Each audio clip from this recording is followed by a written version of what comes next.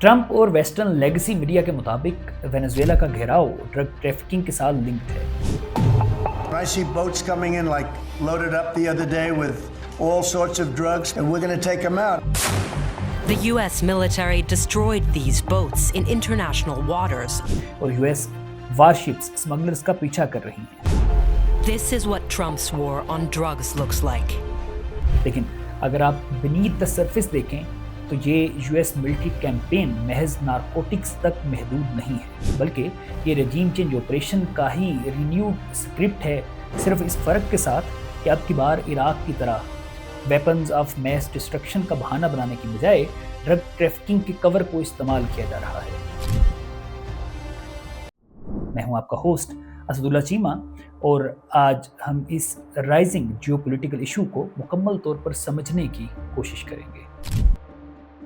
तारीखी तौर पर वेनेजुएला तेल की दरियाफ्त से पहले एक ज़रख़ेज़ ज़रई मुल्क था, लेकिन अर्ली 1900s में तेल की दरियाफ्त के साथ ही बड़ी वेस्टर्न ऑयल कंपनीज ने हाईली फेवरेबल एग्रीमेंट्स के तहत वेनेजुएला के तेल के ज़खायर को हथियाना शुरू कर दिया। लेकिन तेल की दरियाफ्त के साथ ही बाकी तमाम इकोनॉमिक सेक्टर्स मफलूज होकर रह गए और वेनेजुएला की मईशत मुकम्मल तौर पर ऑयल डिपेंडेंट हो गई, जबकि ऑयल मनी का बड़ा हिस्सा गवर्नमेंट करप्शन और इन फॉरेन कंपनीज के हाथों में चला जाता था। लिहाजा कुछ देर तक तो मुआशी इनकलाब और खुशहाली का सराब बाकी रहा, लेकिन वक्त गुजरने के साथ साथ गरीब से गरीबतर होता चला गया और ऑयल वेल्थ का बड़ा हिस्सा मखसूस अशराफिया तक ही महदूद होकर रह गया। लेकिन फिर 1976 में ऑयल रिजर्व्स को नेशनलाइज किया गया, यानी इन वेस्टर्न ऑयल कंपनीज की बजाय ऑयल एक्सट्रैक्शन को हुकूमती सतह पर अंजाम देने के लिए एक गवर्नमेंट कंपनी का क़याम अमल में लाया गया और यूँ कुछ अरसा तक हालात कदरे बेहतर हो गए। लेकिन क्योंकि वेनेजुएला मुकम्मल तौर पर ऑयल डिपेंडेंट इकॉनमी बन चुका था, इसलिए जब इंटरनेशनल मार्केट में ऑयल प्राइसेस बढ़ती तो खुशहाली लौट आती, लेकिन जब तेल सस्ता होता तो माशी बहरान का सामना करना पड़ता।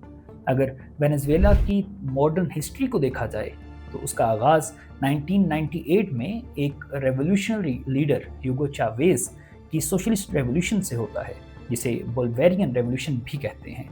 ह्यूगो चावेज ने कैपिटलिज्म यानी सरमायादाराना निज़ाम को मुल्क की तबाही का असल जिम्मेदार करार दिया और वेनेजुएला को एक नया पॉलिटिकल विजन दिया जो कि एंटी इंपीरियलिस्ट और सोशलिस्ट बुनियादों पर कायम था। ह्यूगो चावेज ने दोबारा आइन लिखा, फिर बड़ी इंडस्ट्रीज़ को नेशनलाइज कर लिया गया और ऑयल मनी के ज़रिए स्कूल्स, हॉस्पिटल्स और फूड प्रोग्राम्स का आगाज़ भी किया गया। अगर फॉरेन पॉलिसी की बात की जाए तो चावेज ने यूएस इंपीरियलिज्म को चैलेंज किया, जबकि चाइना, रशिया, ईरान और क्यूबा के साथ मुआशी ताल्लुकात को परवान चढ़ाया। इसी वजह से 2005 से वेनेजुएला को सैंक्शंस का भी सामना करना पड़ रहा है। 2013 में चावेज की डेथ के बाद Nicolas Maduro came into power. American sanctions और मुआशी बदहाली के सबब मदुरो एक इनकलाब को परवान चढ़ाने की बजाय महज सर्वाइवल तक महदूद रहा, लेकिन इसने चावेज की लेगेसी को फॉलो करते हुए रशिया, चाइना और ईरान के साथ अपने टाइज को मजबूत तर बनाया, जबकि एंटी इंपीरियलिस्ट ख्यालात को बरकरार रखा, जिसकी वजह से Maduro has always been a bad guy in the eyes of US. अब अगर हम मौजूदा क्राइसिस की बात करें तो ट्रंप ने ड्रग ट्रैफिकिंग के आर्गूमेंट के तहत वेनेजुएला के गिर्द इंटरनेशनल वाटर्स में एक मुकम्मल हिसार बंदी कर रखी है। Loaded up the other day with all sorts of drugs and we're going to take them out. The US military destroyed these boats in international waters off of Venezuela's shores.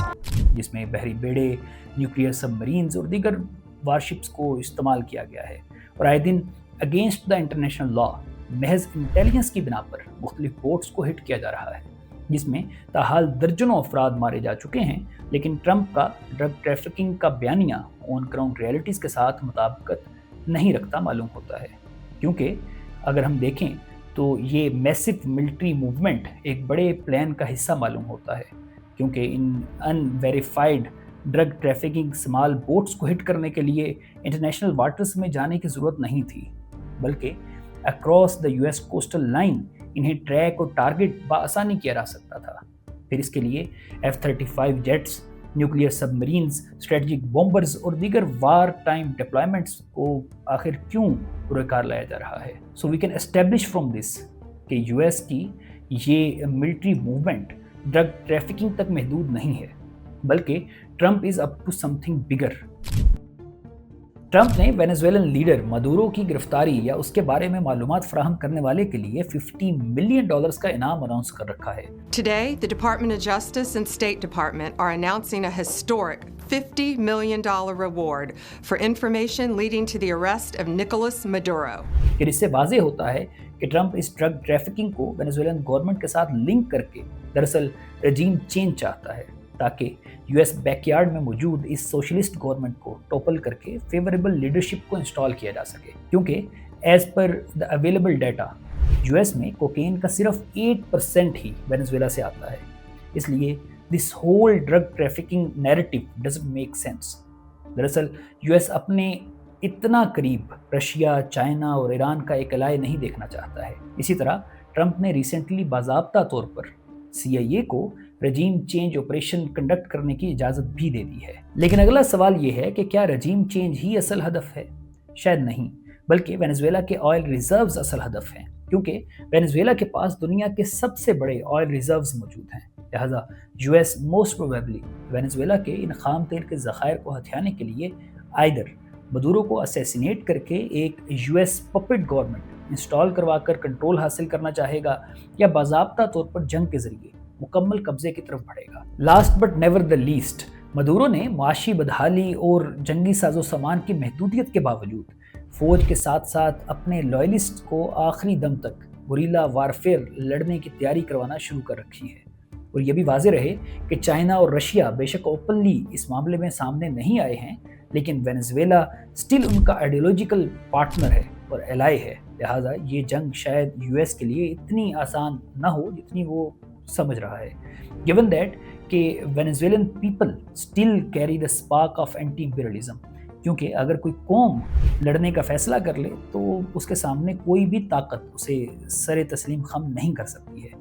इस हवाले से अपनी आरा का कमेंट सेक्शन में ज़रूर इजहार कीजिएगा। अगर ये वीडियो आपको पसंद आई हो तो इसे लाइक कीजिए, शेयर कीजिए और ऐसे ही जियोपॉलिटिकल इश्यूज़ पर अपडेटेड रहने के लिए हमारे इस चैनल को सब्सक्राइब भी कर दीजिए। Thank you so much.